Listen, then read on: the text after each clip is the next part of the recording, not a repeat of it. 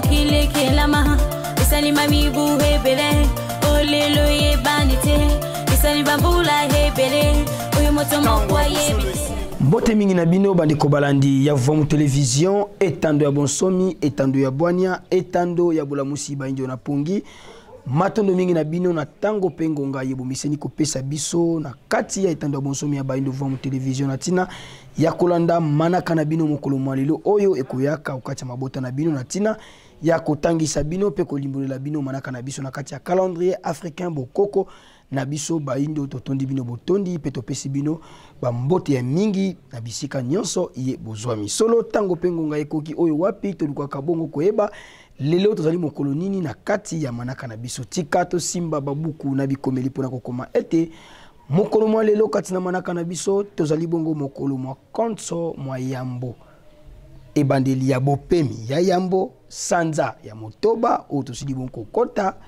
kaka na eleko na biso ya mibale eleko ya kianzu mobu monkama na tuku misato na misato oyo bongo ebalani bongo na manaka ya bapaya mokolo mwa lelo kati na manaka bapaya tozali bongo jeudi le 10 février 2022 bande ko balandi ya Voix Télévision to balisaka manaka na biso na manaka ya bapaya na tina ya bososola malonga ekoka bongo kozala lolenge kani manaka na biso likotambola pe lolenge manaka ya bapaya ezali ya motuya totalisaka na biotango no singi ete boeba ete na kati ya manaka na biso calendrier africain tozalaka na mikolo minei na kati ya poso mikolo tukumi bale na mwambe na kati ya sanza mikolo kama misato na tuku motoba na minei na kati ya mobu mobimba elongo na bope misambo na kati ya sanza pe bope mituku libwa na moko na kati ya mobu basanza zomi na misato pe bileko mitano wana bolai bwa manaka na biso baindo soki mituna mikozala bande ko bande Voix Télévision bozanga te na ko contacter biso na ba numéro zali bongo affiché na 7 Voix Télévision pona kozwa ba ndimbola ya malamu oyo kosunga bino po lisusu buku ka bongo ko maîtriser penza malamu manaka na biso baindo na kati ya calendrier africain bokoko na biso baindo solo bande ko balandi ya Voix Télévision tokosuka biso na bino wana te sinako limbola ka bino manaka tokoyaka lisusu kati ya mabota na bino na tina ya kotombela bambotama elamu penza elamu na babotami na biso nyonso ya mokolo mwa lelo na boyike totombelaka na bino bambotama elamu bambutukulu ya mbote tata mokeli abakiselaka bino mikolo ya mingi penza na kati ya bomoi na bino tina ete bokokisa maibosila koyana yango na mokili solo na bino bayebo kosepela totombela bino bambotama elamu na Voix Télévision bozanga te na kobenga biso na ba numéro de libongo affiché na 7 ans avant 48 heures manaka na bino ekota tokoyamba yango pe tokotombela na bino bambotama elamu bomo mesa lokola tosalaka epai ya bandeko nyonso lisusu totombeli na bino bambotama elamu bambutukulu ya mbote bandeko bandi ya Voix Télévision tosukaka lisusu biso na bino wana te soki te tozwi lisusu moko ya biso aliteya na kati ya rubrique na biso ya vidéo du jour esika na nkumungala bakokotela biso mayeba lengelaki pona biso mokolo malelo biso na bino tokutani na sima ya elema o tolanda. Seulement la ville d'Abidjan, nous avons plus de 4000 églises en Côte d'Ivoire. La ville de Yaoundé au Cameroun, nous avons plus de 4200 églises. Au Congo, à Kinshasa, nous avons plus de 7000 églises dans la ville. Seulement la ville. Et au Nigeria, à Lagos, nous avons plus de 10 000 églises. C'est-à-dire qu'en Afrique, nous avons plus d'églises que d'écoles, plus d'églises que des hôpitaux, plus d'églises que des centres de santé, nous avons plus d'églises que de laboratoires. Et nous avons plus de pasteurs que de docteurs, plus de pasteurs que d'hommes de métier, plus de pasteurs que d'enseignants. En fait, on croit tous en Dieu. Mais j'aimerais qu'on s'asseye un peu et qu'on réfléchisse. Quelque chose ne nous échappe pas par hasard. 7000 églises dans une seule ville. Le Congo-Kinshasa, mais qui reste l'une des villes les plus pauvres de l'Afrique et les plus endettées, et ayant les plus gros soucis et les plus gros problèmes au monde entier. Je veux qu'on réfléchisse.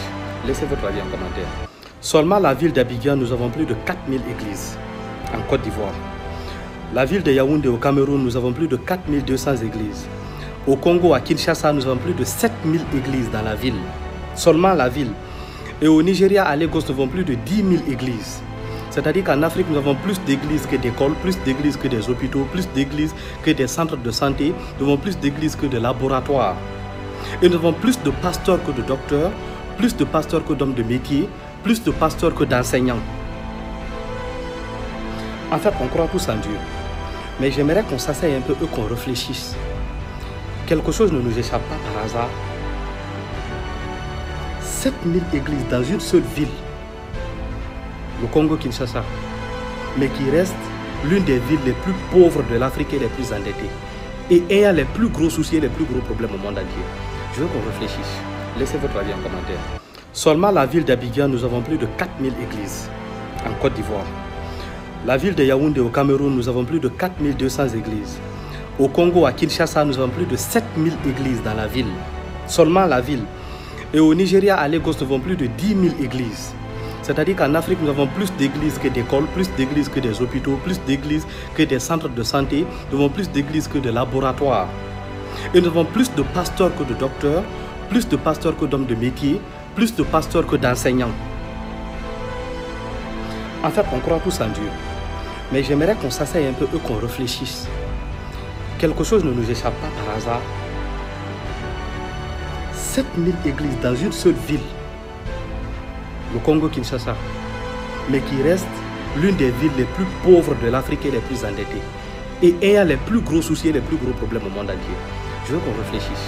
Laissez votre avis. Matondo mingi na bino na tango pengonga ibo miseni kopesa biso na etando bonsomi ya baindo vom télévision etando ya bwania pe maeli ya baindo soto lobaka na bino tango nyonso soki twali kolanda mainos to kochela kabino toluka kozwa ya mutuya o ebimi na maitotali ekumba bongo boyebi ekumba bongo bososoli ekumba bongo bwania na kati ya kozala na biso ya mokolo na mokolo bandeko balandi ya vom télévision tika tozongisa katango nyonso matonde pai na bino pona nzela na bino nde bozali kopesa biso liso na bino pe matoi na bino kasi oto kosinga na bino botika la katango nyonso branché na chaîne na bino vom télévision lisusu ekolakisa bino ebele ya makambo na kati ya mokili na tina kaka ya kuluka kopesa pole boyebi bwana pe bososoli na mito pe na bomoi ya baindo matondo mingi ezonge pa ne songa nzela mfumu kusuka muzala pana na Angola mokobi misala ya mfumu kimbangu lisusu bosepela kina kokomela biso libosa bitando na bino tozongisa matondo ya mingi penza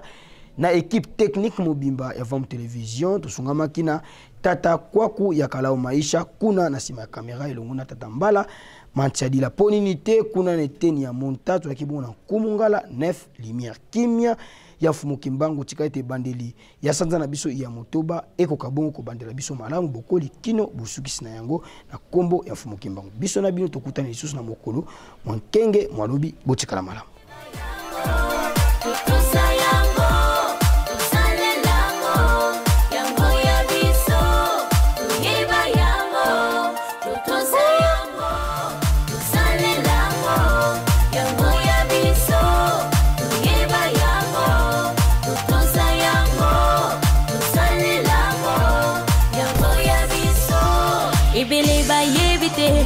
Utamokile kelama isali mami buhebele olelo ye bandite isali bambula hebele uyu moto mokwa yebite